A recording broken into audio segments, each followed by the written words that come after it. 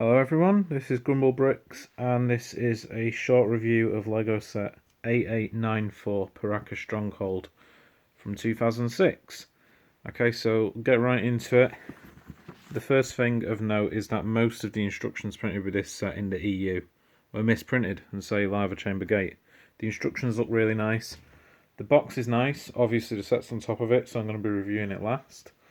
The set itself actually isn't my most favourite Bionicle playset. It's quite a long way off, to be honest. This bit is made well.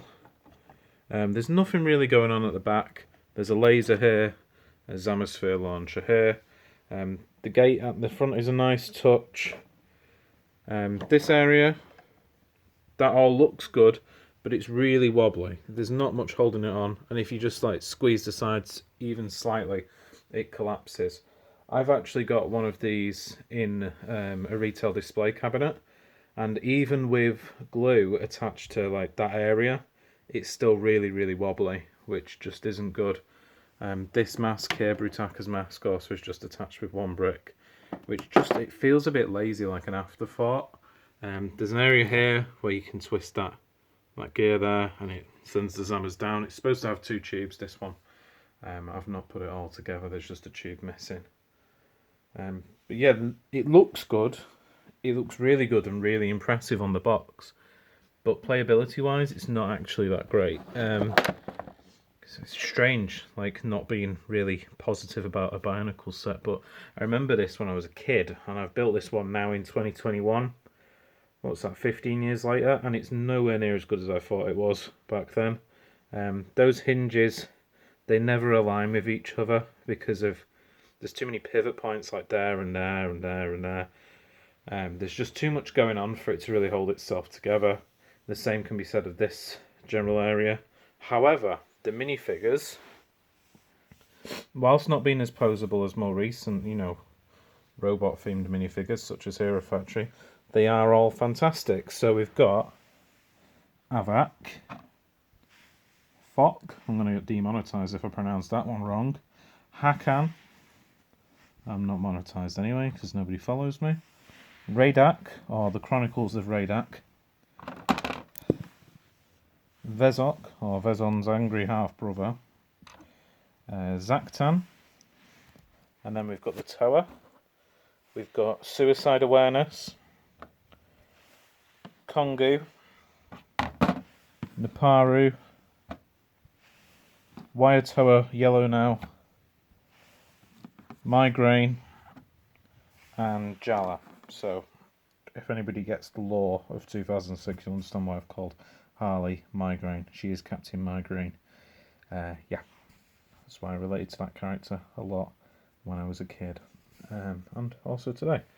Okay, so back onto the set. This hoverboard thing feels like an afterthought. It's not interesting. That's it. That's all I can say about it. This wall, oh dear, it needed a lot more. Just a little bit of decoration there, just like a piece of seaweed or a leaf or something. I know it's supposed to be in a volcano, maybe a flame then. There's no flame pieces for something that's notoriously in a volcano. There's no flame pieces. This thing, which I'm sure had a ridiculous name, I'm gonna call it Jeremy Tidbit. This is Jeremy Tidbit.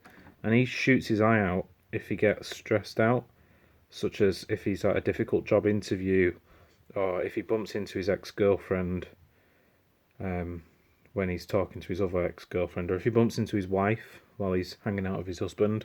It's just, he has a complicated relationship with people. Oh yeah, anyway, there's a chariot at the back, which can only fit one tower. Another small building issue with this set is that bit there between Axon's mask on that sloped piece is incredibly tight. And if the axle in Axon's mask is aligned even slightly off, like by a micrometer, the whole thing will just collapse in on itself dramatically, which isn't great. This, actually, despite being really simple, is probably my favourite part of the set. You can just put it anywhere and you can shoot things.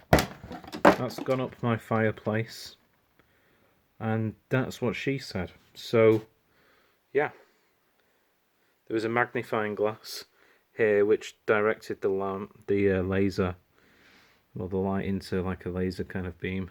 The ornamental cat is sadly not included. And now we're going to move on to the box, because that's about it for the set. It looks really big. There's nothing... It looks nice, looks very sexy at the front, but there's nothing going on around the back. I'm sure we all know someone like that. Anyway, onto the box. So, of course, with Lego, the box is the first thing you see. And it is often not as good as the actual set, but in this case I would actually argue that it's better, because the alternative model looks better than the final model. Ignore all of my cat treats. Yeah, it's just not great. Not great, guys. That looks more fun. That looks a lot more fun to play with. And so does that thing. Yeah. We've got a list of all the characters you can get. If I remember rightly, this is the only set which came with all 12 of them. I think some of them were just exclusive to this set. I'm not sure, because there was like the lava boats and everything. So yeah, that's the back of the set. It shows you where it is. See, lava. And then here, got glow in the dark teeth. You can burn Jala's retinas out with that laser light. But he has the mask of good luck, so he actually spends a lot of his time betting on like Bitcoin and stuff and trading cryptocurrencies. So he's rich now, which is why he's got a golden chest, because he's got a mask of manipulating all the luck in the universe, which, to be honest, I always thought was a stupid mask power. If anybody's here for the lore, which obviously you are, yeah, in the canon he has a mask which makes him luckier, which I just thought was ridiculous, especially considering they're outside of the Great Spirit Robot. And I always thought like the mask powers should really be able to manipulate the forces within the Great Spirit Robot, so they're sort of able to work symbiotically. Maybe that's part of my own canon, which I wrote inside my head and then forgot wasn't real. But nothing is real. Anyway, yes, the box, very nice. Look at it. It looks really good. It looks really impressive in person. And then you get it, and it's just not the same. I'll show you what I mean by it being flimsy anyway. Just give this a little squeeze. It's gone. Completely gone. You don't get that with any modern Lego sets.